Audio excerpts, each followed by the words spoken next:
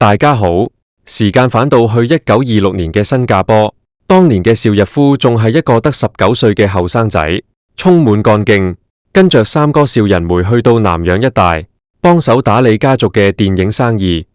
講起邵家，原本喺上海係做顏料生意起家嘅，不過佢哋嘅大哥邵醉翁非常之有眼光同埋遠見，早喺1925年就已經喺上海成立咗天一影片公司，開始投身拍電影呢行。邵逸夫雖然喺屋企排行第6，但係佢好早就對電影產生咗濃厚嘅興趣。中學畢業之後就毅然決定唔再繼續升學，全心全意投身家族嘅影視事業。有一日，邵逸夫去到新加坡一間叫做華英戲院嘅地方，喺戲院門口，佢見到一個女仔，呢個女仔就係黃美珍。當年佢23歲，足足大過邵逸夫5歲。黃美珍出身非凡，係當地富商嘅千金小姐，樣貌生得非常之標致，舉手投足之間都散發住一種高貴大方嘅氣質。邵逸夫只係望咗一眼，就已經一見鍾情，深陷其中。自此之後，佢就成日揾各種各樣嘅藉口走去戲院，千方百計想同呢個女仔搭訕傾偈。但係橫喺邵逸夫面前嘅有一個極大嘅難題，就係黃美珍原來已經名花有主，而佢嘅男朋友絕對唔係普通人，正正就係當時新加坡最出名、地位顯赫嘅超級富豪余東璇。余東璇足足大過黃美珍20多年，當時已經49歲，身家以億計算。更複雜嘅係，余東璇對邵氏兄弟非常之賞識，覺得佢哋後生可畏，仲經常邀請佢哋兩兄弟去自己嘅豪宅作客食飯。即係話，邵逸夫竟然中意咗自己恩人兼好朋友嘅女人。如果按照江湖道義同埋常理去諗，邵逸夫理應知難而退，將呢份感情收埋喺心底就算。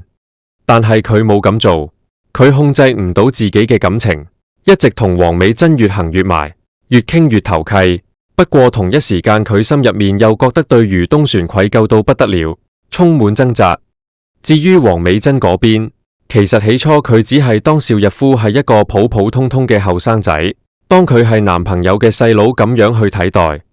但係相處落去，黃美珍慢慢發覺呢個後生仔不但只博學多才，而且充滿理想，對未來有無限嘅憧憬同衝勁。呢種青春活力同埋激情，同佢男朋友余東璇嗰種老成持重、波瀾不驚完全係兩回事。漸漸地，兩顆心擦出咗愛火花，佢哋真正相愛了。去到1937年，邵逸夫同黃美珍終於修成正果，喺新加坡舉行咗盛大嘅婚禮。余東璇不但只冇同佢哋反面，仲特登派人送咗一份價值50萬嘅超級大禮過嚟賀佢哋結婚。呢種豁達嘅舉動，令到當時整個南洋嘅華人圈子都為之震驚。結婚之後，黃美珍安分守己做一個賢妻良母，先後為邵逸夫生咗4個聰明伶俐嘅仔女，分別係大仔邵維銘、二女邵素文、三女邵素雲同埋細仔邵維忠。呢段婚姻前後維持咗足足50年咁耐。喺頭嗰20年入面，兩公婆嘅感情可以說是如膠似漆，非常恩愛。1941年，第2次世界大戰嘅戰火蔓延，日軍大舉攻入東南亞地區。當時邵逸夫因為之前拍過一啲抗日題材嘅電影，結果被日本憲兵盯上，捉咗佢入去監牢入面，嚴刑拷打，打到皮開肉爛，受盡折磨。而邵氏當年喺南洋一帶辛辛苦苦建立起嚟嘅戲院網絡，亦都全部被日軍摧毀得一乾二淨，心血毀於一旦。喺邵逸夫生死未卜、唔喺身邊嘅艱難歲月入面，黃美珍一個手無寸鐵嘅女人仔，硬係咬緊牙關，一路獨力支撐住整個家族搖搖欲墜嘅生意，一路四出奔走，諗盡一切辦法託關係、使黑錢，誓要將自己嘅丈夫由鬼門關救翻出嚟。所謂風雨同舟，相濡以沫，正正就係呢種境界。後來邵逸夫平安脫險，多年之後佢喺接受傳媒訪問嘅時候曾經講過，佢絕對係一個一等一嘅好老婆，樣樣都打理得妥妥當當。我每次返到屋企都覺得好安寧，完全冇麻煩。呢句話聽落去好似好平淡，冇咩甜言蜜語，但係對於一個傳統嘅結髮妻子嚟講，已經係最高、最實在嘅評價。只可惜世事無常，呢段曾經同生共死嘅婚姻，最終都係敵唔過時間嘅流逝同埋地域嘅距離。1957年，當時邵逸夫剛好踏入50歲之天命之年。喺呢一年，佢做咗一個人生命運嘅重大決定，就係離開南洋，隻身回流香港發展。佢一口氣用咗32萬，買低咗清水灣一大幅地皮，準備喺嗰度興建邵氏影城，並且正式成立咗邵氏兄弟有限公司。雖然當時佢同三哥邵仁梅喺新加坡已經合作打拼咗好多年，根基深厚，但係邵逸夫睇得好通透，香港先至係未來華語電影嘅真正中心。佢要返嚟呢片土地打下屬於自己嘅江山。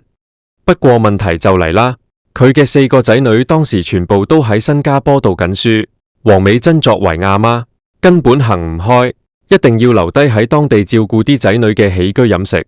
於是乎，邵逸夫唯有一個人過香港搏殺，黃美珍就留守新加坡，兩公婆正式開始咗漫長嘅分居生活。起初，黃美珍將事情諗得太簡單，覺得分居就分居啦，反正依家交通咁發達，人係生嘅可以兩邊走，老公總會抽到時間飛返嚟陪自己同埋班仔女。但係佢萬萬諗唔到，邵逸夫去到香港之後，因為工作實在太繁重，幾乎日以繼夜咁喺片場度過，慢慢變得極少回新加坡探親。而更加令佢意想不到嘅係，原來早喺1952年，即係佢哋正式分居之前嘅5年，邵逸夫嘅生命入面，其實已經悄悄地出現咗另一個女人。呢個女人個名叫做方逸華。講返1952年嘅某一個夜晚，喺新加坡一間燈紅酒綠嘅夜總會入面，當晚個台上有一個得18歲嘅青春歌女，正喺度風情萬種咁唱住一首經典名曲《花月佳期》。佢個藝名叫做孟娜，本身原名係方夢華，祖籍上海。佢細個就跟着同樣係做歌女嘅阿媽，漂洋過海去到南洋一帶揾食，生活過得相當艱難。為咗養家糊口，佢得14歲就已經要拋頭露面，上台登台唱歌賺錢。不過佢完美咁繼承咗阿媽嘅靚聲同埋標緻嘅樣貌，喺南洋一帶有少少名氣，吸引咗唔少捧場客。當晚45歲嘅邵逸夫正正就坐喺台下嘅暗角位度消遣。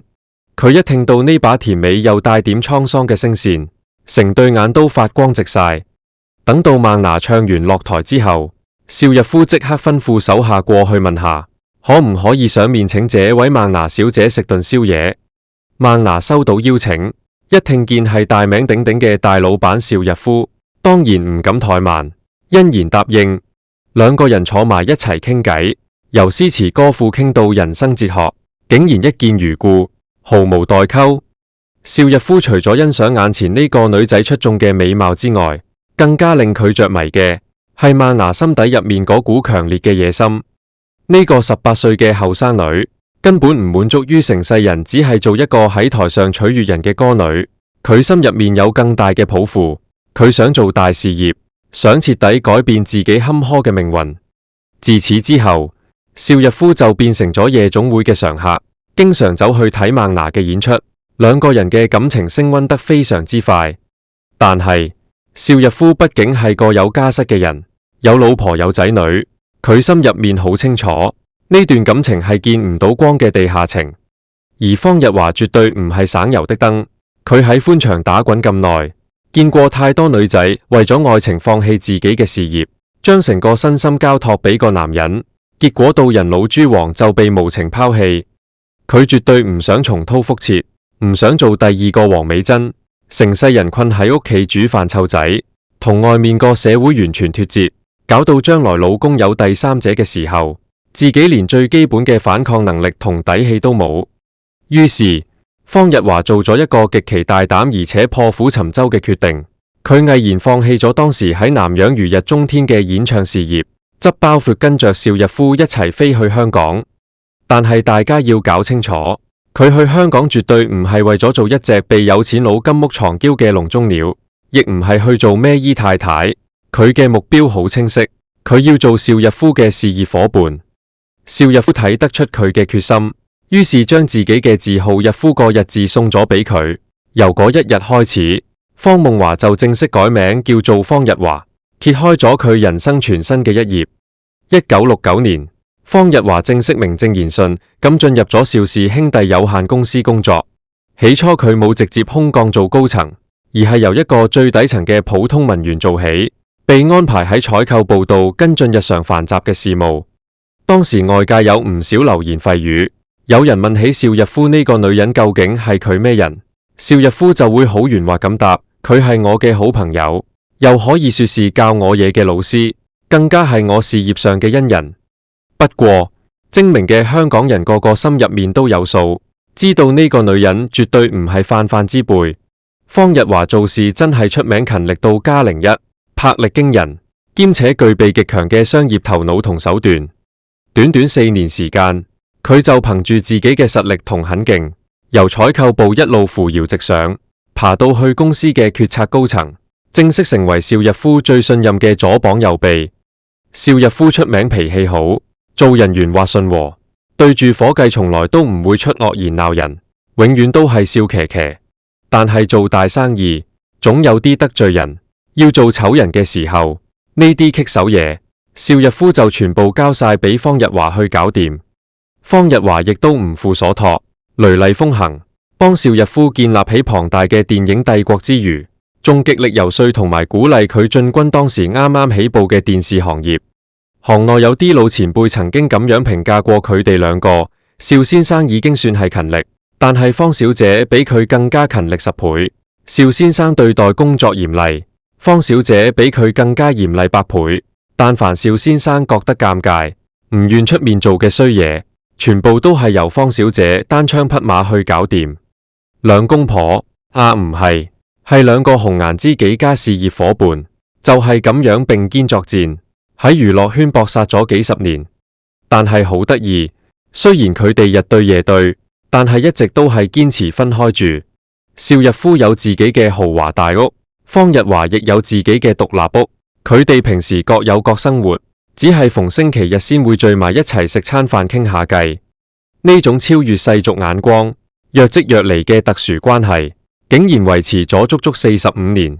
遠喺新加坡嘅大婆黃美珍對呢件事又係點睇呢？起初佢真係冇將呢件事擺喺心上，雖然間中都有風聲傳到佢耳邊，話老公喺香港請咗個好索嘅女秘書，關係好似好曖昧咁，但係黃美珍依然覺得男人出去做嘢，偶爾貪圖新鮮感係在所難免，玩厭咗過一陣子，自然就會修心養性返屋企。只可惜佢徹底睇錯咗，佢唔知道方逸華絕對唔係一般嘅小女人。方逸華嘅性格外柔內剛，手段高明，佢太清楚成功男人心底入面最渴望嘅係啲乜嘢。佢從來都唔會死纏爛打，唔會一哭二鬧三上吊俾壓力邵逸夫，反而係喺事業上毫無保留，傾盡全力咁支持佢，甚至乎做到一啲邵逸夫自己都唔想做、唔敢做嘅辣手抉擇。呢種能夠在事業上並駕齊驅，成為男人精神支柱嘅女人，先至係最具有殺傷力嘅。因為男人對住佢，會慢慢產生一種深深嘅依賴感，再也離唔開。日子有功，方逸華開始名正言順咁同邵逸夫出雙入對，高調出席香港各大社交場合。喺香港上流社會同埋普羅大眾嘅眼中，方逸華儼然已經係半個邵太太。去到呢個時候，黃美珍終於如夢初醒，感受到前所未有嘅巨大威脅。但係佢可以點做呢？同呢個足足後生過自己30多年，又靚又有魄力嘅女強人相比，佢發覺自己已經輸到一敗塗地，完全冇任何優勢可言。自從當年為咗成就老公而放棄自己嘅生活之後，佢已經成個人隱沒喺每日湊仔買餸嘅家庭瑣碎事入面，同外面日新月異嘅社會脫節咗幾十年。好彩嘅係，黃美珍雖然軟弱，但係佢教出嚟嘅4個仔女都非常之出色，非常之爭氣。尤其是大仔邵維銘，更加係飛去英國名牌學府牛津大學讀書嘅高材生。黃美珍自己冇晒辦法，但係班仔女就睇唔順眼老豆咁樣欺負阿媽，佢哋曾經私底下多次向邵逸夫施加壓力，想盡辦法逼老豆同呢個年紀同自己差唔多大嘅女人斬斷情絲分手。但係講真，此時此刻嘅邵逸夫對方日華嘅依賴已經深到入骨，連公司一啲關乎生死存亡嘅大決策都要先問過方日華嘅意見先敢拍板。試問佢又點會因為幾句仔女嘅說話就乖乖就範斷絕關係呢？1975年對於邵逸夫嚟講係一個充滿感觸嘅年份，因為佢嘅大哥同埋二哥喺呢一年相繼離世。呢件事對佢嘅心理打擊非常之大，令到佢突然之間看透咗人生百態，深刻體會到生不帶來死不帶去，金錢財富只不過係身外之物。於是佢大手筆咁成立咗香港邵氏基金，開始全心全意投入做慈善公益事業。但係好諷刺嘅係，佢對社會大眾咁慷慨，對全天下人咁好，唯獨是對住自己嘅家庭，佢就顯得越來越冷淡，越嚟越唔上心。時光倒流少少，去到1967年，邵逸夫夥拍住李孝和、祁德尊等幾位城中名人，共同創辦咗香港電視廣播有限公司，即係大家非常熟悉嘅無綫電視 TVB。當年佢已經60歲，步入花甲之年，換咗係普通人，個個都以為佢賺夠錢準備退休享清福啦。點知佢老人家依然雄心壯志，竟然喺呢個年紀殺入去一個對佢嚟講全新嘅免費電視行業。TVB 正式啟播之後，邵逸夫將佢之前喺邵氏電影王國累積落嚟嗰套成功經驗同管理模式，原封不動咁搬晒去電視台度用。其中最攞命亦都係最成功嘅一招，就係佢獨創嘅造星工廠模式。1971年，佢力排眾議開設咗無綫藝員訓練班。呢個訓練班唔單止唔收學費，仲包薪水，電視台自己出錢出力去培訓同埋發掘有潛質嘅新人。不過天下冇免費嘅午餐，條件係當呢啲新人仲係微時、未紅嘅時候，就要同電視台簽訂一份又長又苛刻嘅賣身契合約。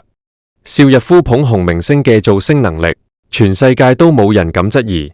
但係佢對待呢班大明星嘅手法同埋態度，坊間就一直爭議極大。不過調反轉頭睇，邵逸夫喺控制成本方面雖然好孤寒，但係喺保證質量方面，佢又絕對捨得科金。佢會親自坐鎮審定每一部拍好嘅電影，一旦發覺出嚟嘅效果唔滿意，就算套戲已經花咗幾百萬大投資，佢都會眼都唔眨即刻叫停，甚至乎一把火將啲底片燒毀。去到1985年，劉德華身上嘅舊合約只係得返最後一年， TVB 高層做最後通牒，再次將一份續約5年嘅合同遞到佢面前。骨頭硬嘅劉德華依然企硬，再一次堅決拒絕。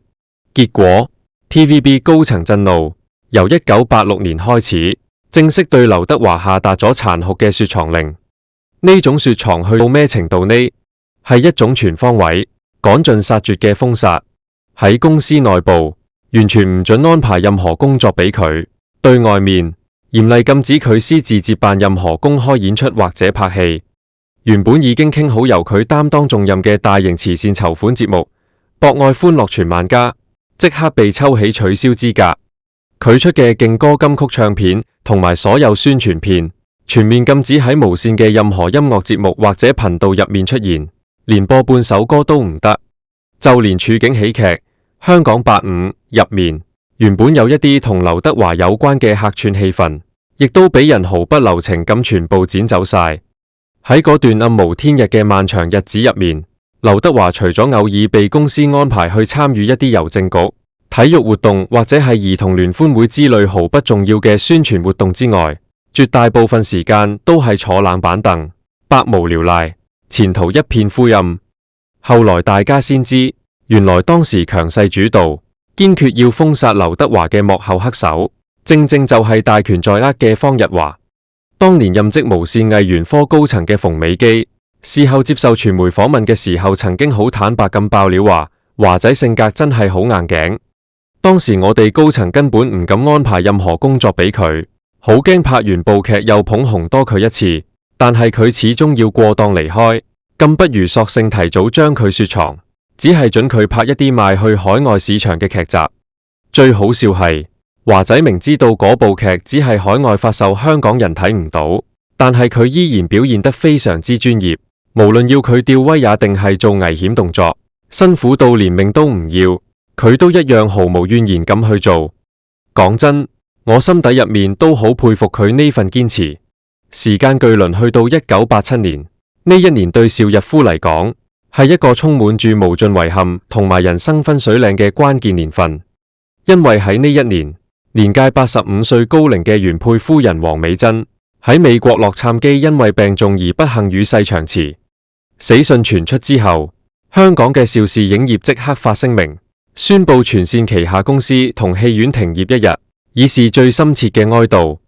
當時外界所有人，包括傳媒，都一致以為邵逸夫得知噩耗之後，必定會傷心欲絕，點都會親自飛過去美國，送呢位曾經同佢患難與共嘅結髮老妻最後一程。但係令人大跌眼鏡嘅係，邵逸夫竟然由頭到尾都冇現身。其實喺黃美珍晚年被病魔折騰嘅日子入面，佢曾經經歷過4次喺鬼門關徘徊嘅大型手術。令人心寒嘅係，每一次手術，貴為丈夫嘅邵逸夫都因為各種原因，從來冇陪伴喺佢身邊給予支持。直到最後黃美珍撒手人寰，邵逸夫竟然連喪禮都缺席，絕情到極點。點解會絕情成咁？外界眾說紛紜，各有各估。有啲人就幫佢兜，話邵老先生當時年紀大，身體唔好，承受唔到長途跋涉嘅飛行。亦都有人猜測佢係心虛，根本唔敢去面對4個親生仔女嘅責罵同埋指責。但係更多嘅知情人士就一針見血咁指出，其實佢同黃美珍之間嗰段感情，早喺30多年前方日華介入嗰一刻開始，就已經名存實亡，灰飛煙滅。不過最傷心嘅，絕對係邵逸夫嗰4個仔女，佢哋親眼目睹阿媽為咗老豆委曲求全，付出咗一生嘅青春。喺老豆落難坐監最艱難嘅時刻，阿媽一個女人仔死撐住成頭家，最後仲排除萬難救佢出獄，含辛茹苦咁養大佢哋4個。但係換嚟嘅結果，去到人生最後嘅階段，竟然連喪禮都等唔到老公出現見最後一面。大仔邵維銘當時怒火中燒，悲憤交集，甚至公然向外界揚言，要同呢個無情無義嘅父親正式斷絕父子關係，永不相見。黃美珍去世之後剛好10年，即係1997年5月6日，當時已經90歲嘅邵逸夫，竟然同62歲嘅方日華飛去美國拉斯維加斯正式註冊結婚。呢段足足糾纏咗45年，街知巷聞嘅地下情，終於可以洗底轉正，成為合法夫妻。消息一傳返香港，成個香港社會即刻轟動起嚟，街頭巷尾都喺度討論呢單傳成熱話。有把口好衰嘅傳媒記者走去追問方日華：方小姐，你揀喺呢個時候同老闆結婚，究竟係唔係為咗謀住佢份豐厚嘅身家財產？方日華面對鏡頭，一再淡定咁澄清：我同老闆結婚，絕對唔係為咗佢啲錢，因為我哋一早就已經有共識，將所有嘅錢都捐晒去慈善基金會，一分錢都唔留。而邵逸夫當時嘅回應就好浪漫，佢話：我欠咗方小姐太多，我一定要名正言順咁俾翻佢一個名分，我要俾佢真正嘅幸福。呢番說話喺旁人聽落去確實係好浪漫，好感動。但係對於遠喺海外嘅邵逸夫4個親生仔女嚟講，呢個舉動簡直係喺佢哋嘅傷口度撒鹽，係對佢哋亡母最大嘅侮辱。阿媽先至死咗得嗰10年時間，老豆就迫不及待咁將當年拆散佢哋家庭嘅第三者娶入門。佢哋覺得老豆完全當佢哋死嘅，亦都冇將阿媽嘅付出擺喺眼內。自此之後，4個仔女同老豆嘅關係徹底決裂，降至冰點。佢哋全部都選擇長居海外，死都唔肯再踏足香港半步，同父親幾乎斷絕咗一切書信同埋電話來往。邵逸夫雖然擁有富可敵國嘅驚人財富，但係同自己親生骨肉搞到形同陌路，老死不相往來，真係令人不勝唏噓。直至去到2006年，即係邵逸夫已經屆滿99歲，半隻腳踏入棺材嘅高齡時，佢同黃美珍所生嘅大仔邵維銘，先至勉強放低怨恨，同父親恢復翻少少表面上嘅來往。當年亞太影展頒發咗一個極具分量嘅終身成就獎俾邵逸夫，大仔邵維銘最終答應代替行動不便嘅父親上台領獎。冇幾耐之後，傳媒仲狗仔隊式影到邵維銘同老豆邵逸夫，甚至乎同方日華一齊坐低食飯嘅破冰畫面，大家都以為大團圓結局啦。點知自此之後，傳媒就再都冇捕捉到任何關於佢哋父子往來嘅消息，關係依然疏離。2010年1月1日，絕對係香港電視史上一個極具象徵意義嘅歷史性時刻。當時已經102歲人瑞級嘅邵逸夫，終於敵唔過歲月嘅摧殘，正式對外宣布卸任 TVB 行政主席一職，光榮隱退。而當時76歲嘅方日華，就喺佢手上接過咗呢個市值高達164億港紙嘅龐大電視王國嘅帥印。外界所有人都心知肚明，呢次係一場名正言順嘅交棒儀式。老細年紀太大做唔掂，由跟足佢大半世嘅老婆接手，睇落去似乎係順理成章，天經地義嘅事。但係有心人就會諗深一層，邵逸夫明明有4個親生仔女，點解連一個都冇企出嚟接手呢份龐大嘅家業呢？其實原因好簡單，佢哋4個自細就由新加坡嘅百寶帶大，同日理萬機嘅老豆聚少離多，感情極度疏離。佢哋長大成人之後，亦都各自發展自己嘅專業，全部都選擇退出烏煙瘴氣嘅影視娛樂圈，同老豆嘅娛樂事業完全扯唔上任何關係。更加重要嘅關鍵係，佢哋心底入面極度抗拒同方日華呢個後母有任何利益上或者生活上嘅瓜葛，寧願斬纜。有邵逸夫身邊嘅老朋友曾經私底下戥佢感到非常可惜，嘆息咁話：六叔佢老人家一生人要風得風，要雨得雨，名利雙收咩都有齊，偏偏就係缺少咗世上最寶貴嘅親情，真係整定。講到底，邵逸夫用咗100億，起咗4888座受人敬仰嘅逸夫樓，但係點都換唔返4個親生仔女心甘情願叫佢一聲爸爸。方日華委曲求全等咗45年，終於等來方太太呢3個字嘅名分，卻要背負破壞人哋家庭嘅罵名，失去咗整個邵氏家族嘅接納同認可。TVB 呢個大染缸培養咗無數天王巨星，卻始終留唔住好似劉德華、周潤發呢啲頂尖人才嘅心。邵逸夫一生人賺咗238億嘅龐大財富，最後卻留唔住自己骨肉嘅一份親情。呢個豪門故事入面，其實由頭到尾都冇贏家，留下嚟俾世人嘅，只有一段發人心省嘅沉重教訓。